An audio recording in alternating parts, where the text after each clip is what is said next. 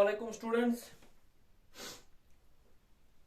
चलो बेटा, class 9 chapter 10 और सक्सेस सर्कल हमने इससे पहले लेक्चर में वीडियोस में हमने आई थिंक एक्सरसाइज 10.3 हमने कंप्लीट कर लिया। ओके, आज हम एक थ्योरम करेंगे बेटा। देखो थ्योरम क्या बोल रहा है, equal course of a circle और कॉन्ग्रेंट सर्कल। कॉन्ग्रेंट सर्कल, दो सर्कल कॉन्ग्रेंट होने के लिए उनकी रेडियस बराबर होना चाहिए। मैं दोबारा बोलता हूँ, कोई दो सर्कल को कॉन्ग्रेंट होने के लिए उनकी रेडियस बराबर होना चाहिए। अच्छा, अब दो इक्वल कोड है ऑफ ए सर्कल, या यहां पर एक कॉन्ग्रेंट सर्कल लेंगे तो बेटर है। ऑफ, ये ब्रैकेट में लिखना, और ऑफ ए कॉन्ग्रेंट सर्कल्स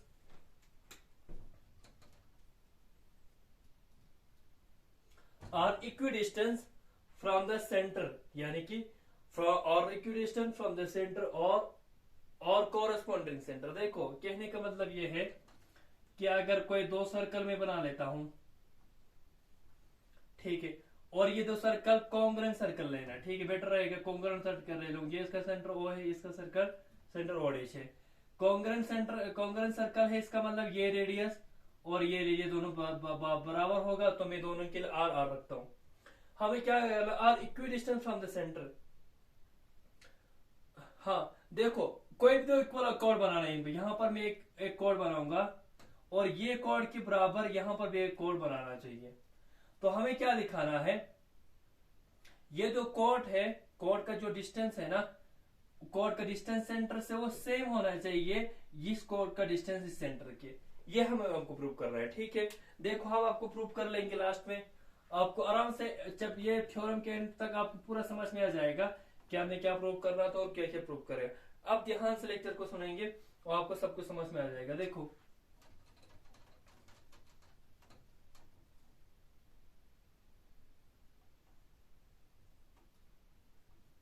इसको क्या किया, देखो इसको करने के लिए गिवन दैट कॉर्ड पी को, मैंने एक कॉर्ड ले लिया, सर्कल है जो, इस सर्कल मैंने कॉर्ड बना लिया, ये कॉर्ड, ये line joining.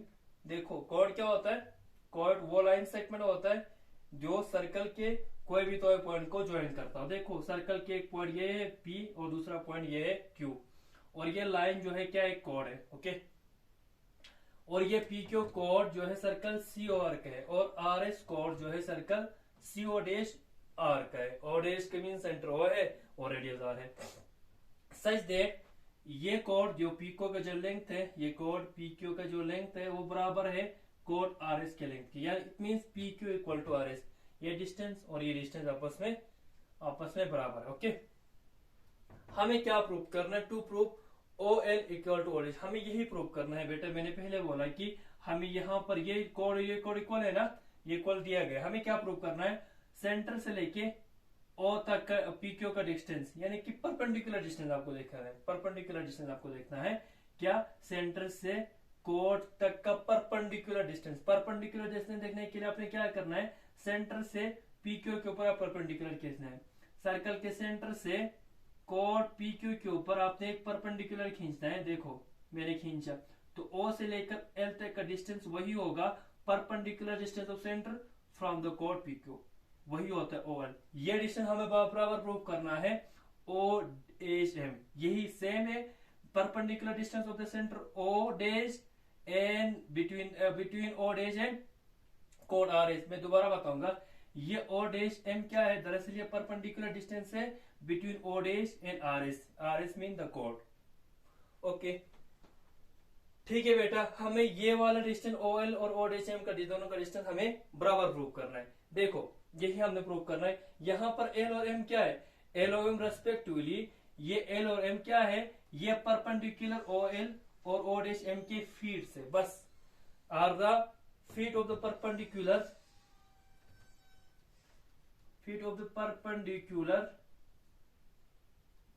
From centre O to P Q and R S respectively. Okay, from O to P Q and from O dash to R S. यहां पर एल और एम क्या है, ये दोनों फीट है परपेंडिकुलर के, जो परपेंडिकुलर कहां से है, ओ से पी क्यू के ऊपर है, ओ डैश से आर एस के ऊपर है, ठीक है। और एल एम यहां पर फीट है परपेंडिकुलर की, ठीक। इसके बाद आपने कंस्ट्रक्शन करना है बेटा, ड्राई लाइन सेगमेंट, आपने एक लाइन सेगमेंट बनाना है, साइड वाला लाइन सेगमेंट क्या करना चाहिए, ओ से लेकर पी तक को ज्वाइन करना चाहिए और ओ से लेकर एस तक को ज्वाइन करना चाहिए, यानी ओपी को ज्वाइन करना चाहिए और आर एस को ज्वाइन, और आर को ज्वाइन करना चाहिए। ऐसा आपने एक लाइन सेगमेंट खींचना है, ठीक है। ड्राई लाइन सेगमेंट, ऐसे लाइन सेगमेंट खींचो जो ओपी को ज्वाइन करता हो और ओ डैश आर को ज्वाइन करता हो, ठीक है। अच्छा, इसके बाद आपका यहाँ से ग्रुप स्टार्ट होता है। मैंने आपको ये बताया था कि ये मैंने आपको पहले एक थ्योरम में बताया था, ठीक है। अभी मैं आपको ये समझाऊंगा, एक मिनट पहले मैं इसको अब नोट कर लो, अभी मैं रब करता हूँ।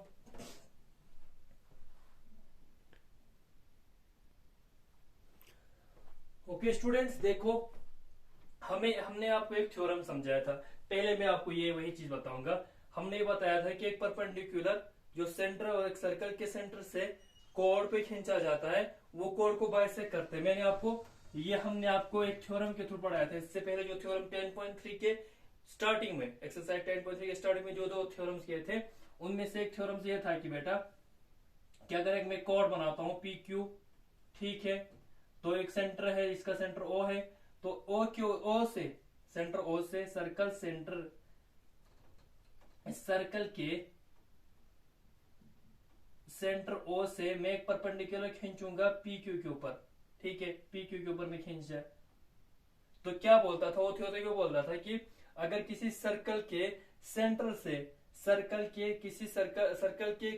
किसी भी कोड पर अगर आप परपेंडिकुलर खींचोगे, अगर आप परपेंडिकुलर ड्रॉ करोगे, तो ये परपेंडिकुलर पता है क्या करता है, जिस पॉइंट पर ये परपेंडिकुलर कोड के जिस पॉइंट पर भी मीट करता है, तो सच देर वो पॉइंट क्या करता है, इस कोड पी क्यू को क्या करता है, बाइसेक्ट करता है।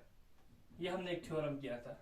हमने थ्योरम में यही पढ़ा था कि अगर मैं एक सर्कल बनाऊंगा, सर्कल के सेंटर से मैं एक परपेंडिकुलर खींचूंगा किसी भी कोड पर, तो वो सर्कल के सेंटर जो परपेंडिकुलर खींचा, वो परपेंडिकुलर क्या करता है, कोड को बराबर दो हिस्सों में डिवाइड करता है। हमने एक थ्योरम किया था, ठीक है, ठीक है। तो यहाँ पर वही थ्योरम आप इस्तेमाल करेंगे। देखो यहाँ पर मैं वो दोनों सर्कल दोबारा बनाऊंगा, ओ है, ओके,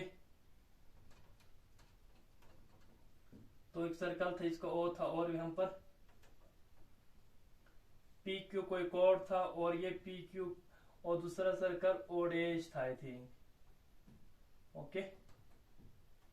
और यहां पर हमने आर एस कोड था, और पी क्यू और आर एस हमें बराबर, और यहां पर यहां से परपेंडिकुलर खींचा था ओ एल, और यहां से ओ डैश एम खींचा था, ठीक है, ओ डैश एम, ठीक। हमें ओ एल और ओ डैश एम बराबर प्रूव करना है, ठीक है। और इसके बाद हमने क्या किया था, कंस्ट्रक्शन में ओपी को ज्वाइन कर लिया था, ओ डैश आर को भी ज्वाइन कर लिया था।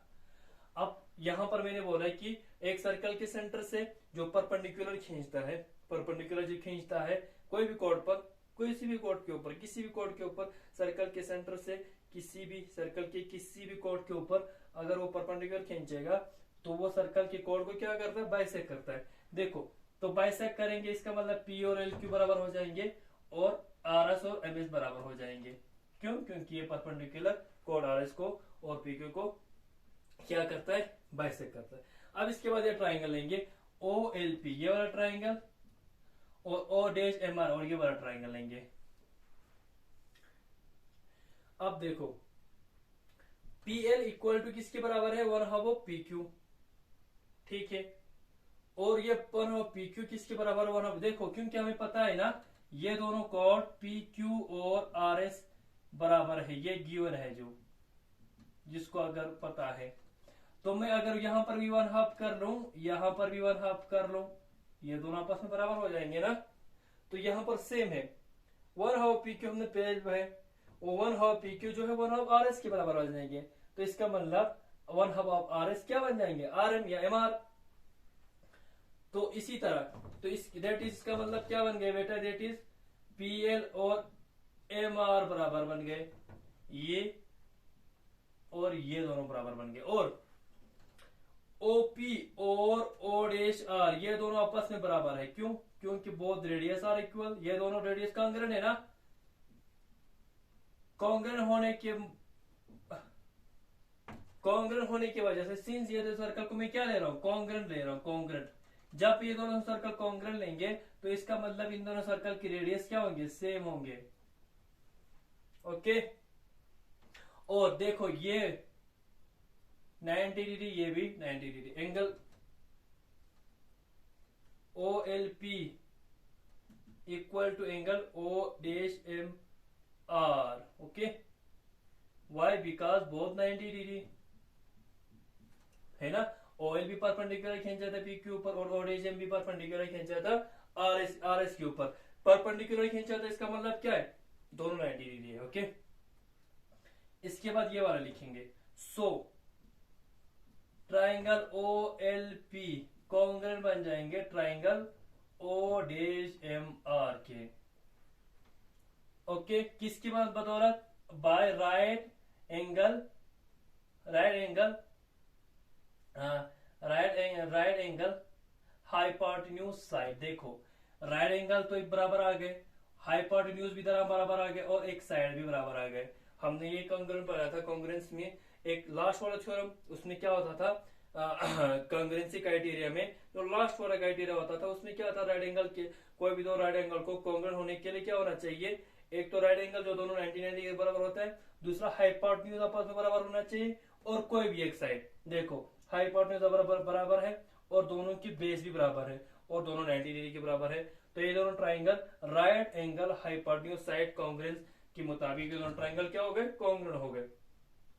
कॉन्ग्रेंट होने के बाद आपको ओ एल और ओ डैश एम आपको बराबर आ जाएंगे सी पी सी टी के तहत। यही आपको प्रूव करना था और यह आपको प्रूफ हो गया बेटा। ठीक है, okay.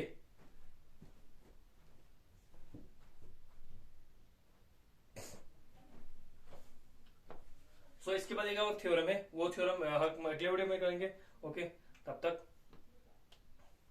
Good bye, take care, खुदा हाफिज।